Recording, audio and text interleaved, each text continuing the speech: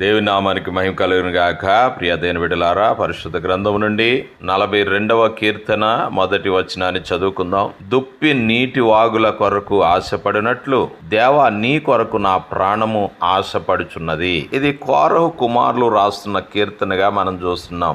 కోరహు సంతతి వారి యొక్క దైవ ధ్యానం. కోరహు సంతతి గురించి సంఖ్యాకాండం 16 అధ్యాయం 32వ వచనంలో చూస్తాం. అంతేకాదు ఈ కోరహు కుమారులు దేవుని సన్నిధిలో గాయక బృందంగా ఉన్నారు. దివారాత్రములు దేవుని సన్నిధిలో ఆరాధించేవారిగా మనం చూడగలుగుతున్నాం. దుప్పి తన దప్పిక తీర్చుకోవడం కోసం చేసే ప్రయత్నం ఎట్లాంటిది అంటే, తన ప్రాణమునే పణముగా పెట్టి ప్రాణమును రక్షించుకోవడం వంటిది. ఎండమావులే నీటి మడుగులుగా భ్రమించి ఆశతో అంతులేని వేగముతో సాగిపోతున్న దుప్పికి ఎంత దూరం ప్రయాణం చేసినా దాని ఆశలు అడియాశలే అవుతాయి. కానీ నీటి మడుగును చేరే వరకు దాని ఆశ చావదు, తన ప్రయాణం ఆగిపోదు. ప్రియ దేవుని బిడ్డ, నీటి మడుగు కోసం తాను చేసే ప్రయాణంలో ఎన్నో ఆపదలు, పొదల చాటున పొంచి ఉండే పులులు, సింహాలు అయినా దేనిని లెక్క చేయకుండా సాగిపోతుంది గమ్యం చేరే వరకు.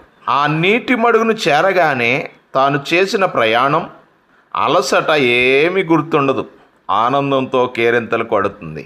హల్లెలూయా. దాని ఆశ తన గమ్యం చేర్చుతుంది. నా ప్రియ సహోదర సహోదరి, మరి మన ఆశ ఏమిటి? నీ గమ్యం ఏమిటి? శరీరాశ, నేత్రాశ లేక జీవడంబమా? దానికోసమేనా మీ పోరాటం? అలాంటి పోరాటం అయితే దాని గమ్యం మాత్రం చాలా భయంకరంగా ఉంటుంది. కానీ ఈ కీర్తన రచయితలు అయిన కోరహు కుమారుల ఆశ మాత్రం యేసయ్యా నిన్ను చేరాలన్నదే మా ఆశ అని సంపూర్తిగా తెలియజేస్తున్నారు. ఎందుకు? కృంగిన జీవితాలకు ఆదరణ కలుగజేస్తాడు, నలిగిన వారికి ఓదార్పునిస్తాడు, భక్తిహీనులకు బలమిస్తాడు, ఆపదలో ఉన్న వారికి విడుదల ఆయన చెంతే సాధ్యం. ప్రియ దేవుని బిడ్డ, ఈ మాటలు వింటున్నా నా ప్రియ సహోదర సహోదరి, జీవిత పరుగు పందెంలో అలసిపోయావా? అయితే యేసుక్రీస్తు చెంత చేరు. నీ కన్నీటిని ఆయన ప్రేమతో తుడిచేస్తాడు. ఎంత వేసారిపోయినా దేని మీద ఆధారపడగలిగితే, దేని మీద నీ ఆశను పెట్టుకోగలిగితే దేవుడు నీ ఆశను నిరాశ చేయడు. ఈ మాట చెప్పగలవా? యేసయ్యా నిన్ను చేరాలన్నదే నా ఆశ అని నువ్వు చెప్పగలిగితే ఆయనే నీకు ఎదురొస్తాడు, నిన్ను ఎత్తుకుంటాడు. ఎప్పటి వరకు తెలుసా? ముదిప్రాయం వచ్చే వరకు. కానీ ఆయన్ని చేరే మార్గంలో అనేకమైన ఇబ్బందికరమైన పరిస్థితులు ఉంటాయి. క్రూర మృగం అనగా సాతాను పొంచి ఉండవచ్చు.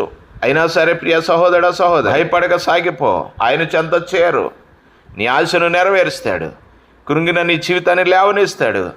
నీ ఆశని పరిపూర్ణంగా తీర్చి నీ ప్రాణమునకు సేద తీరుస్తాడు. దేవుని కృప మీకు తోడైండును గాక. ఆమెన్.